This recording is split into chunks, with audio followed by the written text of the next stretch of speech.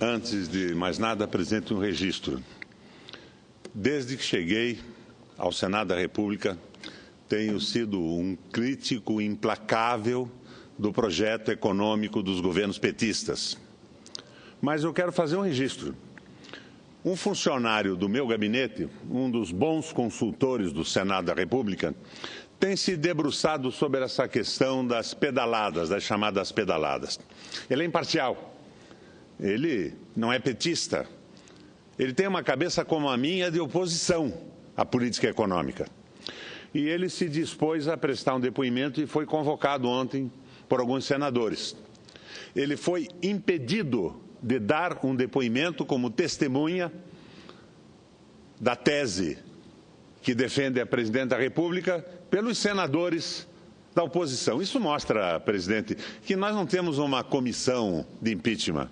Nós temos uma farsa onde os argumentos são desnecessários. Eles estão ali para cumprir um papel, é um referendo revogatório, não tem nada com impeachment, não há crime de responsabilidade algum. Isso virou uma verdadeira brincadeira.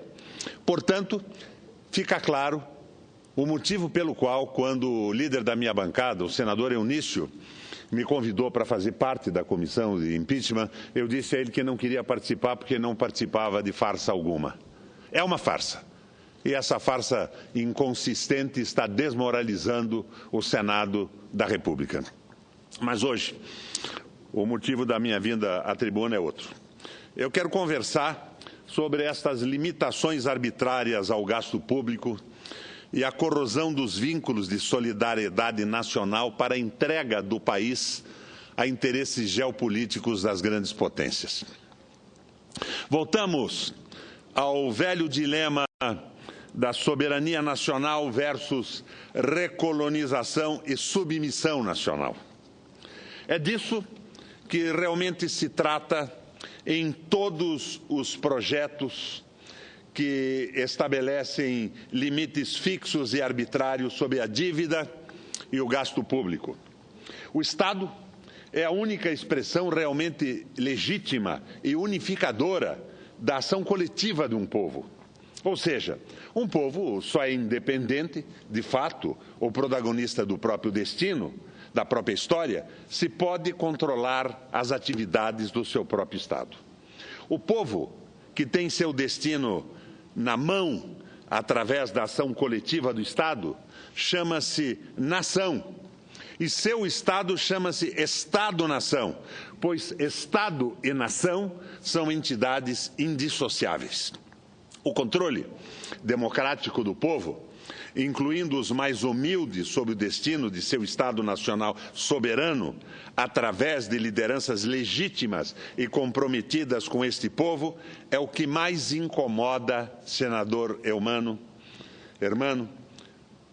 o grande capital internacional, as potências imperiais, seus capatazes e as pessoas fanatizadas pelo discurso de ódio ao Estado soberano e democrático. Especialmente se for um povo moreno, mestiço e herdeiro de uma grande riqueza, como é o nosso povo brasileiro.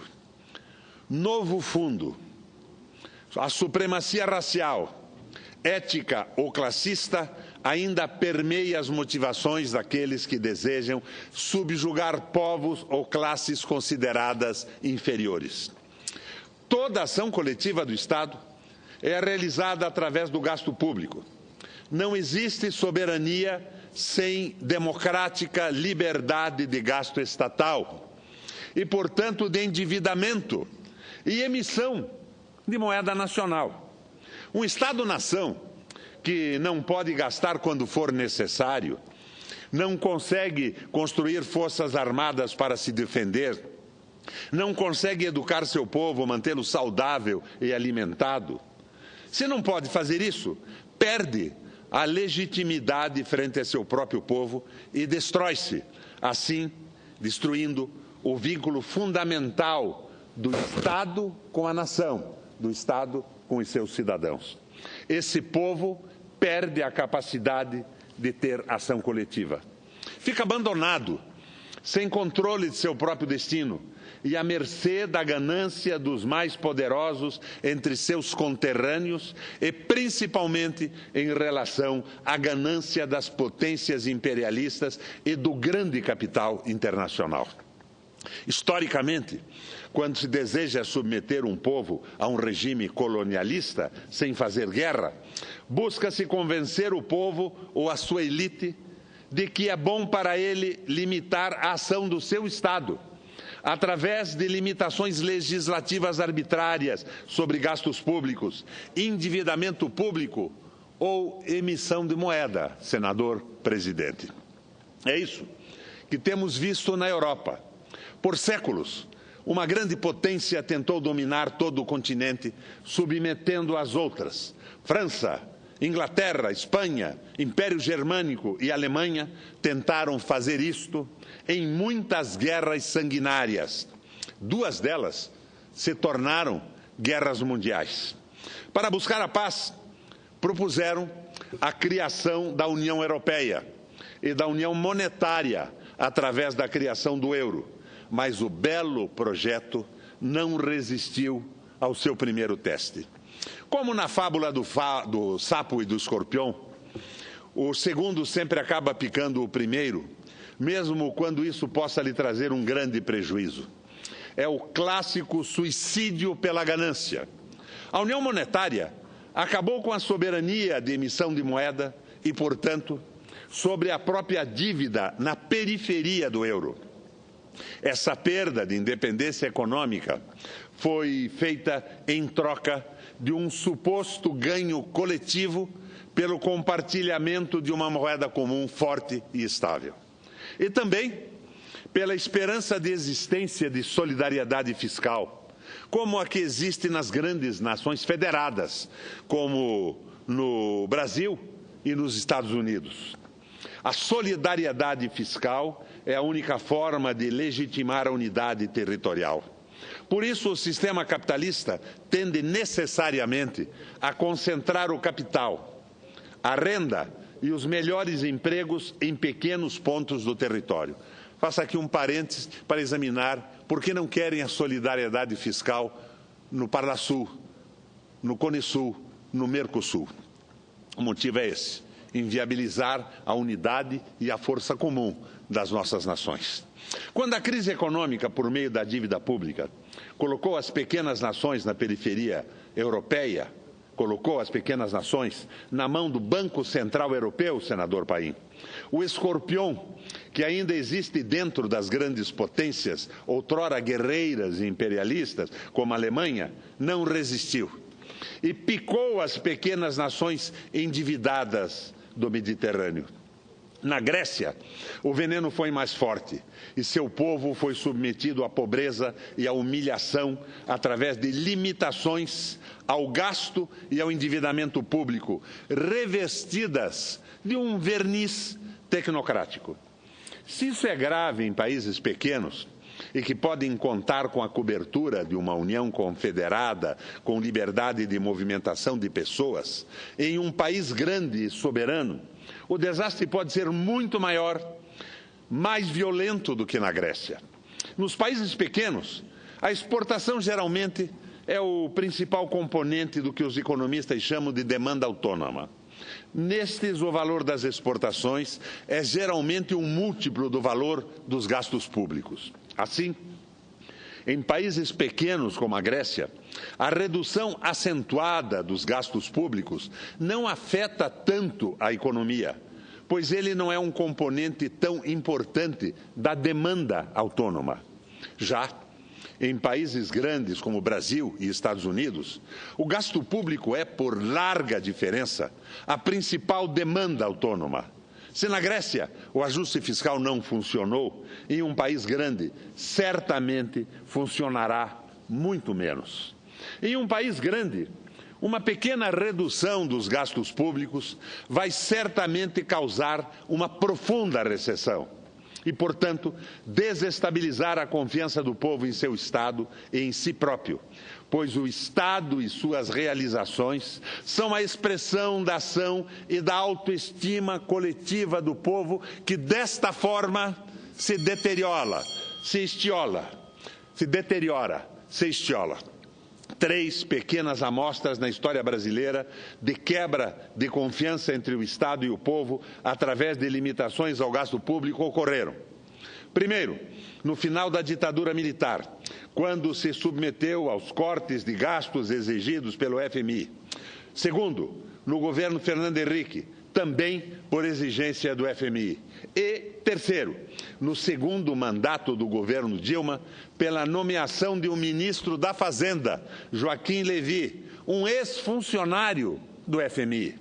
Quando isso acontece, perde-se o vínculo de solidariedade entre o Estado e os seus cidadãos, e entre os próprios cidadãos e o país fica à mercê de um conflito civil. Aí está a raiz da rejeição que o governo da presidente Dilma teve em função do descumprimento dos objetivos claramente definidos no processo eleitoral. Esse processo destruiu as bases de sustentação política da ditadura militar.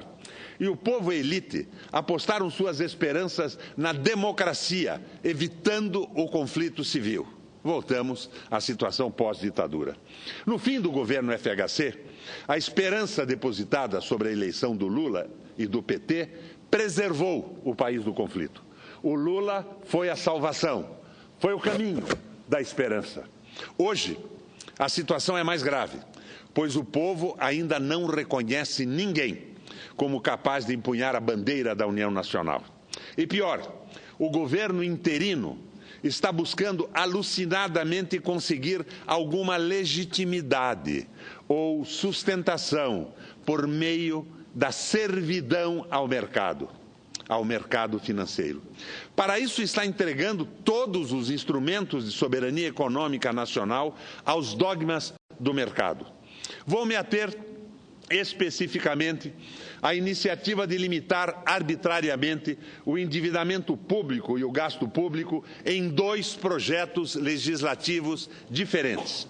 O primeiro, já tramitando no Senado desde o ano passado, por iniciativa do senador e atual ministro José Serra, e o segundo, de iniciativa do ministro Henrique Meirelles.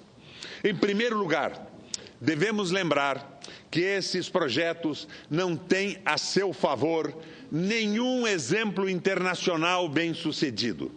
São uma jabuticaba estragada. Isto não é bom, porque em um tema que pode afetar a vida de milhões de pessoas, precisamos ser muito cuidadosos e usar o máximo dos exemplos históricos para evitarmos os erros. Em segundo lugar, devemos lembrar que quase certamente nenhuma das grandes potências do mundo hoje se enquadrariam a esses limites. Nos termos das propostas, nós teríamos a política fiscal, monetária e cambial paralisadas ou fortemente constrangidas em razão desses limites. Em termos práticos, esses países seriam obrigados a sofrer grave recessão e conflito social por muitos anos para poderem adequar as demandas democráticas de governabilidade e legitimidade a limites de endividamento como esses. Qual seria o grande benefício desse projeto que poderia compensar esse desastre? Uma suposta redução da dívida pública? A pergunta que eu faço. Nem se fosse possível tal redução, ela seria um benefício, porque o valor total da dívida é apenas um indicador contábil com pequeno efeito econômico. Por exemplo, senador Paim, que assume agora a presidência. O Japão tem uma dívida pública de 250% do PIB e os Estados Unidos 110% do PIB. São muito maiores do que a brasileira e em nada afetam a economia, porque as suas taxas de juros são mínimas. Mas, como os nossos juros, para agradar os banqueiros, são os mais altos do mundo, o impacto fiscal aqui é extraordinariamente maior. O que importa não é o tamanho da dívida, o que importa é o tamanho dos juros. O pior é que não apenas a redução da dívida é uma panaceia que não resolve nada. A redução da dívida por meio de limitação dos gastos é impossível em um país grande. Completamente impossível. Em países grandes, só o crescimento econômico pode reduzir a dívida.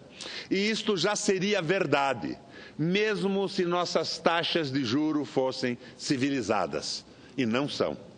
Com as atuais taxas de juros irracionalmente altas, é impossível reduzir a dívida pública sem crescimento, em qualquer hipótese teórica, por mais lunática que seja a meirelada proposta no momento.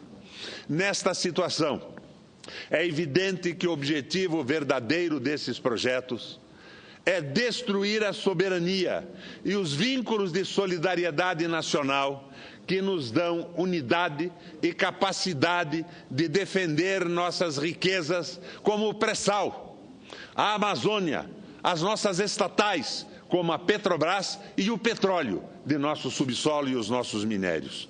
Como qualquer economista sabe, que é impossível colocar em prática esses projetos de limitação da dívida e do gasto público, a solução que os poderosos que controlam, de fato, o governo interino, nos colocarão na mesa é a de sempre. Não vão poder pagar nada com um país em recessão e sem arrecadação.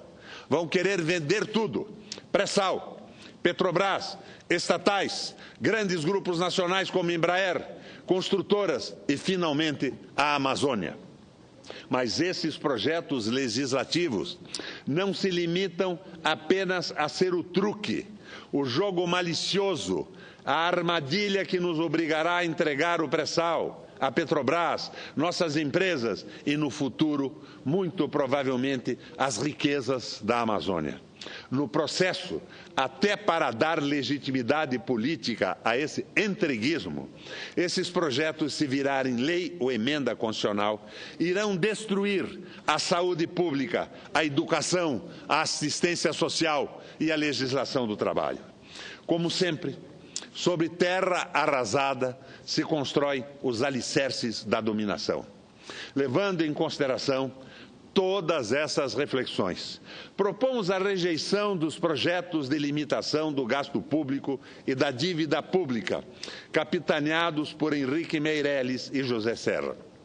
E pedimos que os nossos colegas estudem a fundo as possíveis consequências que podem ser muito mais graves do que aparentam à primeira vista. Só com muito patriotismo, coragem e consciência poderemos resistir ao massacre que planejam contra o nosso povo e ao nosso projeto nacional. Meu presidente, eu queria partilhar a vossa Em seguida, excelência. senador. Presidente, eu queria que o texto completo desse meu pronunciamento, que foi elaborado por mim e pela minha vigorosa assessoria de gabinete, fosse enviado com cópia integral ao presidente interino Michel Temer e à presidente, de fato, eleita com o voto da população brasileira, Dilma Rousseff. Vossa Excelência é atendido. E com a vossa complacência, cedo uma parte ao senador Eumano Ferrer. Senador Requião, eu queria cumprimentar a Vossa Excelência pela grandeza e profundidade do vosso pronunciamento. Entretanto, nos leva a fazer uma reflexão sobre a situação do Estado brasileiro. Vossa Excelência começou fazendo uma conceituação de Estado versus nação.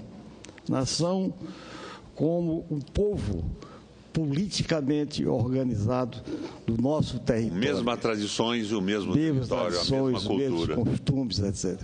E o Estado, território, a sua população. Um instrumento soberano da nação. Da nação. Muito profundo o pronunciamento de Vossa Excelência, principalmente quando atenta para aspectos relacionados aos gastos públicos e a limitação deles. E, de outro lado, eu me colocaria também aí as receitas públicas.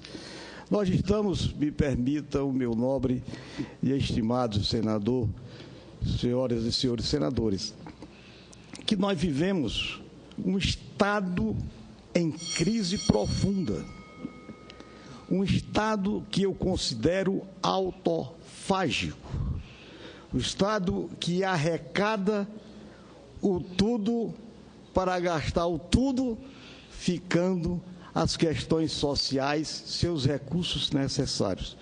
Então eu vejo que o tema que Vossa Excelência traz a esta casa é um tema profundo, que no meu entendimento cabe ao Senado da República, como a Casa da Federação, se debruçar sobre a situação do Estado brasileiro e dentro dele se inserindo a questão do Pacto Federativo.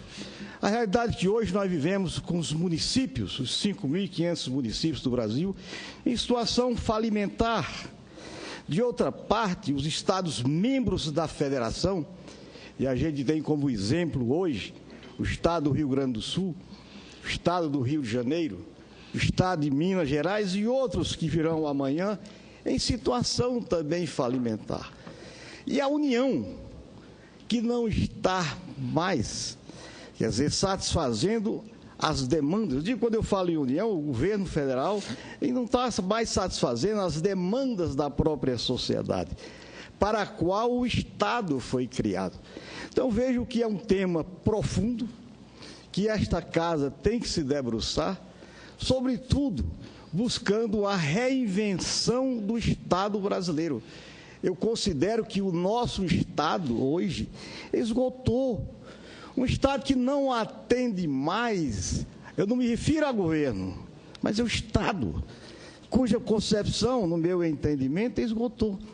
Nós temos que reinventá-lo, e Vossa Excelência, pela experiência, ex-governador por 3 mandatos, nesta casa, há muito tempo, uma experiência muito grande na questão da gestão pública, poderá dar uma contribuição juntamente com outros governadores que têm assento nesta casa hoje. Vejo e repito, o tema que Vossa Excelência traz é de uma profundidade muito grande, mas requer de todos nós, acima dos partidos, das nossas convicções político-ideológicas, colocar o Estado brasileiro acima dessas questões todas e buscarmos uma saída nacional. Uma saída nacional. Vejo que a cada dia se agrava a situação do nosso país de forma injustificável. Nós somos um país de uma riqueza extraordinária, como Vossa Excelência expôs nesse brilhante pronunciamento, que eu me associo às colocações de Vossa Excelência. Mas aproveito a oportunidade para parabenizá-lo pela grandeza do pronunciamento e convocar a todos, vejo que nós temos que discutir o Estado brasileiro e, dentro dos problemas do Estado, a situação da nossa federação. Eu parabenizo Vossa Excelência pelo oportuno pronunciamento que Vossa Excelência traz essa casa hoje. Obrigado pela parte. Vossa Excelência estava me apertando, eu estava aqui pensando na interferência externa na política brasileira. O José Serra pretendendo entregar o petróleo para as multinacionais, propondo o fim do apoio brasileiro à criação do Estado palestino, que é uma tolice completa. O Brasil apoia o Estado palestino de uma forma concreta, dizendo: não queremos a guerra entre Israel e a Palestina, nós queremos um acordo, nós queremos a paz. O que o Serra pretende com isso? Pretende instalar fornos crematórios, câmaras de gás, a solução final para a Palestina? E não o entendimento, que é o que todos desejam, judeus ou não, desde que lúcidos, conscientes e inteligentes. Mas eu falava também aqui que nós estamos numa briga de bugio.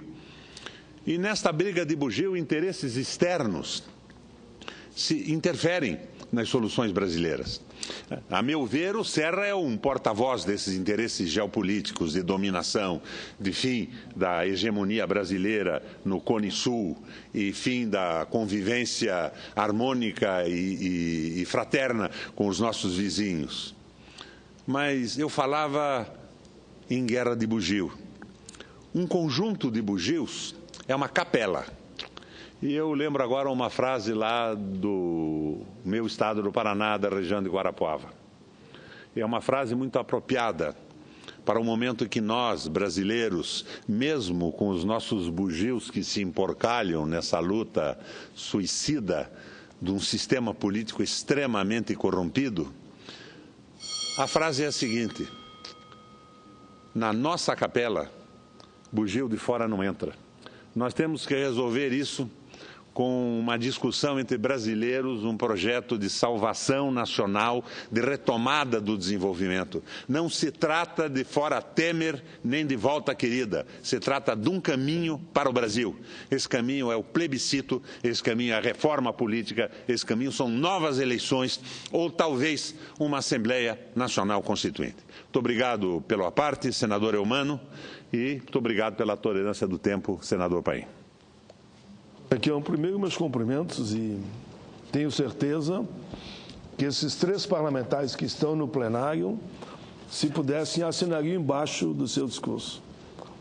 Pelo conteúdo, pela grandeza, pela diplomacia e a forma como Vossa Excelência aponta caminhos para uma crise nunca vista como essa que o país está passando. Meus cumprimentos. E uma crise já conhecida no mundo, onde insiste em repetir os erros. O senador Paim, o senador Dário Berto falava agora há pouco do que significa hoje uma dívida de R$1.000 em 10 anos num cartão de crédito. Vai para mais de R$1 milhão. E eu apartava dizendo, mas se o Meirelles fosse aconselhar esse devedor, ele ia sugerir o sujeito abrir mão do salário, do almoço, do jantar, do lanche, se contentar com um chá pela manhã e desistir da saúde e da educação dos seus filhos. Não é este o caminho do Brasil. Eu tenho certeza que esta não é a proposta da cabeça do Temer. Ele está enlevado com essa possibilidade de ser presidente do nosso país. Coisa porreta, né? Presidente da República. E está embalado por interesses que não são os brasileiros. Abre os olhos, Michel Temer. Você é brasileiro e não pode entrar nesse barco de destruição do Estado Nacional.